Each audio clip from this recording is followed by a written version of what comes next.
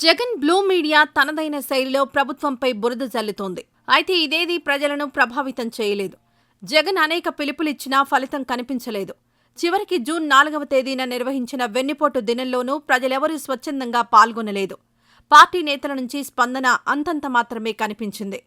ఈ నేపథ్యంలో కేవలం పార్టీ నేతలు, కార్యకర్తలతో ఆందోళనలు, పోరాటాలు చేస్తే తాను ఆశిస్తున్న 2.0 సాధ్యం కాదని జగన్ గ్రహించారు.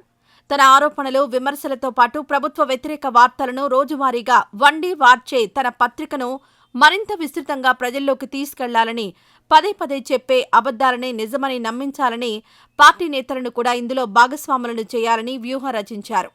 అందులో భాగంగానే సమన్వయ సమావేశాలు మొదలుపెట్టారు. సాక్షి, జగన్ కుటుంబ ఆధ్వర్యంలో నడుస్తున్న మీడియా. జగన్ ప్రతిపక్షంలో ఉన్నప్పుడు ప్రభుత్వంపై బురద చల్లి వ్యతిరేకత పెంచి అధికారంలోకొచ్చేందుకు మీడియాని వాడుకున్నారు. అధికారంలోకి రాగానే సొంత మీడియాకు ఆదాయం తెచ్చిపెట్టేందుకు ప్రభుత్వాన్ని వాడుకున్నారు. వాలంటీర్లు, గ్రామ సచివాలయాల సిబ్బందికి ప్రభుత్వ సొమ్మును అలవెన్స్ రూపంలో ఇచ్చి రోత పత్రికకు చందాదారులుగా మార్చారు. వాలంటీర్లు కొందరు ప్రజలతో కూడా చందాలు కట్టించారు. ఎంత చేసినప్పటికీ ఎన్నికల్లో ఓటమి తప్పలేదు. దీంతో అధికారంలో ఉన్నప్పుడు బలవంతంగా పెంచుకున్న సర్క్యులేషన్ ఒక్కసారిగా పడిపోయింది. తన అడ్డగోలు ఆరోపణలు, విమర్శలు ప్రజలకు చేరాలంటే సర్క్యులేషన్ పెంచుకోవాలి. దీనికోసమే స్వతంత్ర మీడియా అనే ముసుగును పూర్తిగా తొలగించేశారు.